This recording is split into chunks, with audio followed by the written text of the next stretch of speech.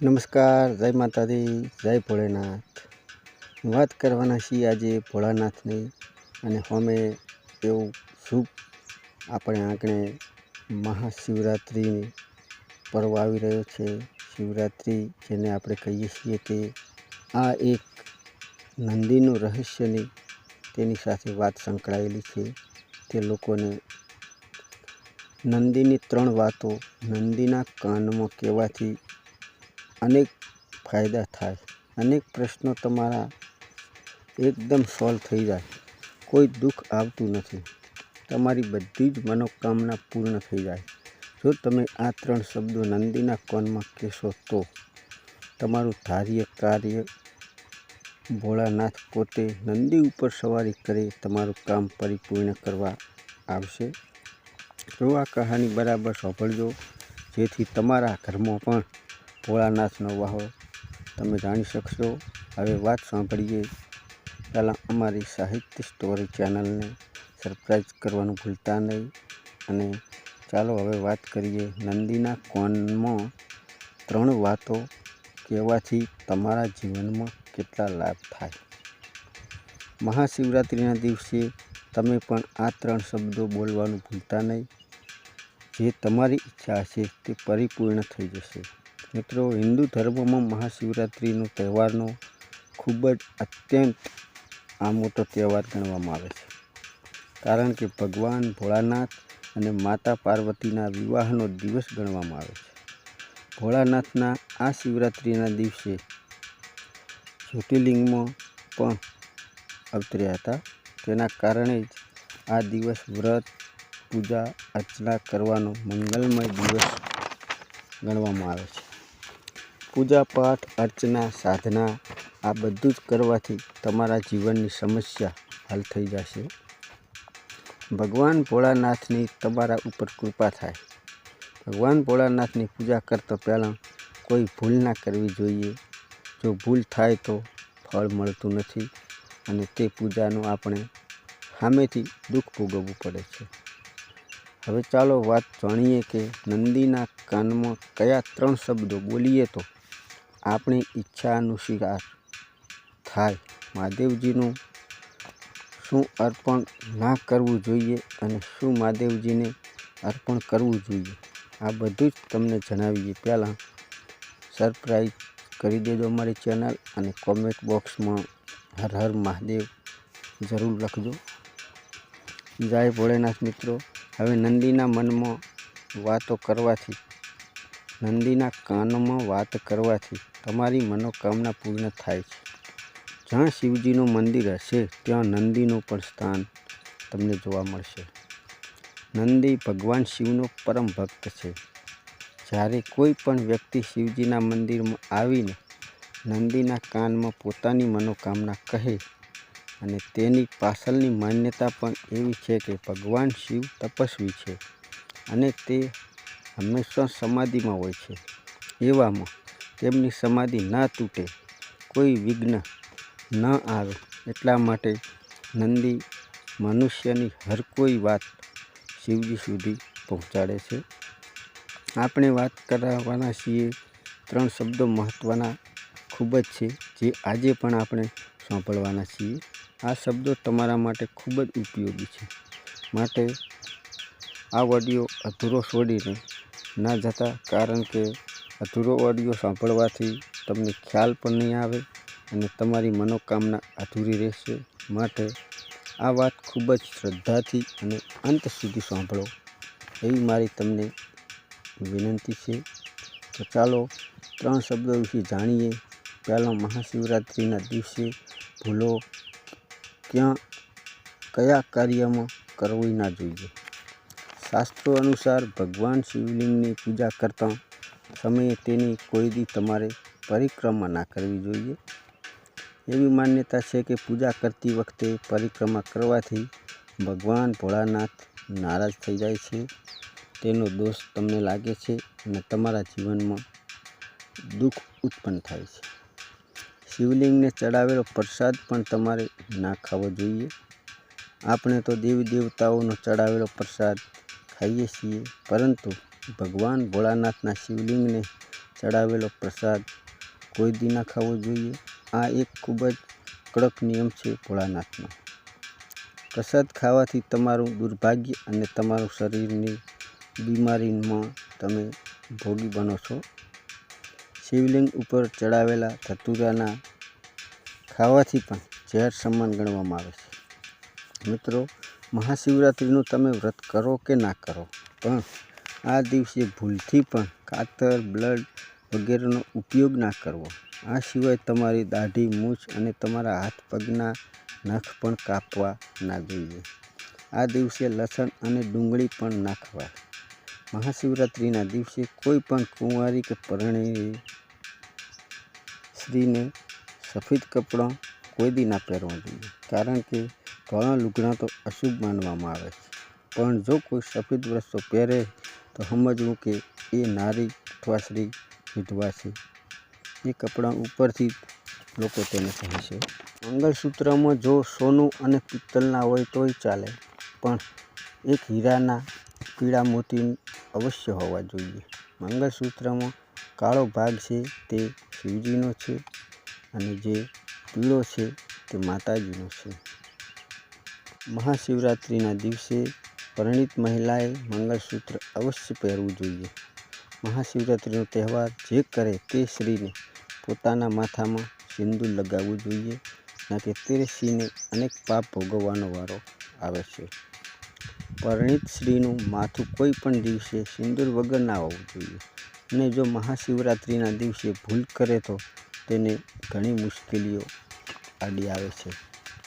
મહાશિવરાત્રિનો તહેવાર એકદમ સુંદર માનવામાં આવે છે. આથી આ દિવસે પતિ પત્નીએ બ્રહ્મચર્યનું પાલન કરવું જોઈએ. જો ના કરે તો તેના જીવનમાં કષ્ટ ઉત્પન્ન થાય છે. હવે જાણીએ 3 ખાસ શબ્દો જે નંદીના કાનમાં કહેવાના છે અને તમારા ઈચ્છા પૂર્ણ થાય. મિત્રો, શિવનો જ અવતાર નંદી છે. શિલાદ નામના એક મહાત્મા મુનિ હતા, જે બ્રહ્મચારી હતા. તેમનો વંશ સમાપ્ત થતો હોવાથી શિલાદ મુનિએ ભગવાન ભોળાનાથનું તપ કરી પ્રસન્ન કરી મૃત્યુહીન પુત્ર માગ્યો. ભગવાન શિવે શિલાદ મુનિએ એવું વરદાન આપી દેશે. એક દિવસ શિલાદ મુનિ જમીન ખેડી રહ્યા હતા, ત્યારે જમીનમાંથી એક બાળક મળી આવ્યું અને શિલાદે તેનું નામ નંદી રાખ્યું. બીજી પણ એક એવી કહેવત છે કે શિલાદ ઋષિ હવન કરતા હતા, ત્યારે હવનકુંડમાંથી એક પુત્ર મળી આવ્યો અને તેનું નામ નંદી આપ્યું. આવું શાસ્ત્રોમાં પણ ક્યાંક છે. એક દિવસ શિલાદ ઋષિના ઘરે 2 મિત્રો આવે છે અને નંદીને કહે છે, તમારો દીકરો નંદી અલ્પાયુ છે. નંદી આ વાત સાંભળીને મહાદેવની સાધના કરે છે. સાધના કરતાં કરતાં ઘણો સમય બાદ મહાદેવ પ્રસન્ન થાય છે અને કહે છે કે તું તો મારો અંશ છે નંદી, તને મૃત્યુનો ભય કેવી રીતે હોય? આવી વાત કરી નંદીને પોતાના ગણાધ્યક્ષ બનાવી દે છે. ત્યારબાદ ભગવાન શિવે આશીર્વાદ પણ આપ્યા હતા કે નંદીના કાનમાં જે કોઈ વાત કરશે તેની વાત શિવજી સુધી પહોંચાડશે અને તમને 100% લાભ થશે. આનું વર્ણન અમુક ગ્રંથોમાં પણ જોવા મળ્યું છે. મિત્રો, પુરાણો અનુસાર ભગવાન ભોળાનાથ મોટા ભાગમાં ખૂબ જ ધ્યાનમાં બેઠા હોય છે અને તેમને નુકસાન ના પહોંચે એના માટે નંદી હંમેશા તેની રક્ષા કરતો હોય છે. જે ભક્તો આવે છે તે નંદીના કાનમાં ભક્તો કહી જતા રહે છે અને તે વાત ભક્તોની કીધેલી ભગવાન ભોળાનાથ સુધી નંદી પહોંચાડે છે અને શિવજી તેની મનોકામના પૂર્ણ કરે છે. આજે પણ પોતાની ઈચ્છા પૂરી કરવા માટે નંદીના કાનમાં લોકો સમાચાર મોકલાવે, પણ નંદીની કાનમાં વાત કરવાના અમુક નિયમ પણ છે. સૌ પહેલાં તો ભગવાન શિવ અને માતા પાર્વતીની પૂજા કરવી જોઈએ. પછી નંદીને પાણી પાવો, ફૂલો ચડાવો, દૂધ અર્પણ કરો. પછી ધૂપ અને દીવો અગરબત્તી સળગાવી નંદીની આરતી કરો. પછી તમારે જે કોઈ કામમાં તમારી ઈચ્છા હોય તે તમે જણાવી શકો છો. લગભગ ડાબા કાનમાં ખૂબ જ તેનું મહત્ત્વ સમજાયું છે. નંદીના કાનમાં જે કોઈ કહો તે બીજાને ખબર ના પડવી જોઈએ કે તમારે જે કહ્યું તે શું કીધું અને બીજા માણસને ખબર ના પડવી જોઈએ.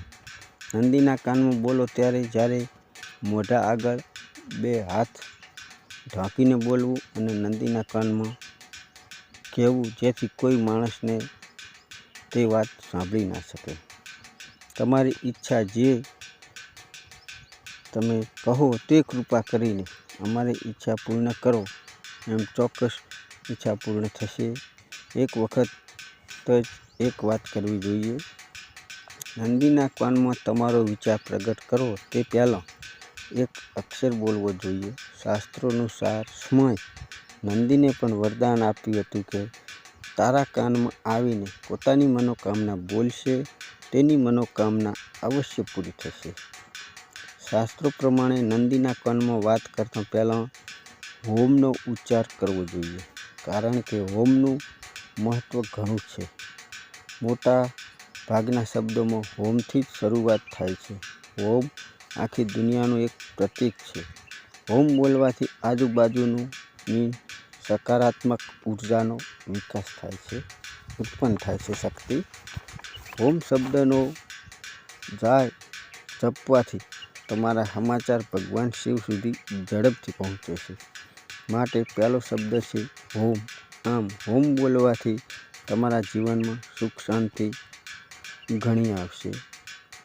અને પછી તમારે જે તમારી મનોકામના હોય તે નંદીના કાનમાં કહેવી અને તે કાનમાં કહેલી વાત નંદી ભોળાનાથ સુધી પહોંચાડે છે અને પછી ભોળાનાથ તમારા ઉપર કૃપા કરે છે. મિત્રો, શ્રી શિવાય નમસ્તુય ભાઈ. આ મંત્ર પણ સરળ છે. શિવરાત્રિના દિવસે કોઈ પણ મંદિરમાં જઈ પ્રણામ કરી નંદીના કાનમાં તમારી જે કોઈ ઈચ્છા હોય તે કહો. તે પહેલાં તમારા આ સરળ મંત્ર બોલવાનો છે. ઓમ નમઃ શિવાય, ઓમ નમઃ શિવાય. આ 3 શબ્દો જે કોઈ મિત્રો નંદીના કાનમાં બોલે કે કહે અને પછી તમારી જે મનોકામના હોય તે તમે નંદીના કાનમાં કહી શકો છો અને તે વાત ભોળાનાથના સુધી નંદી પહોંચાડે છે અને તમારી ઈચ્છા ભોળાનાથ જરૂર પૂરી કરવા આવે છે.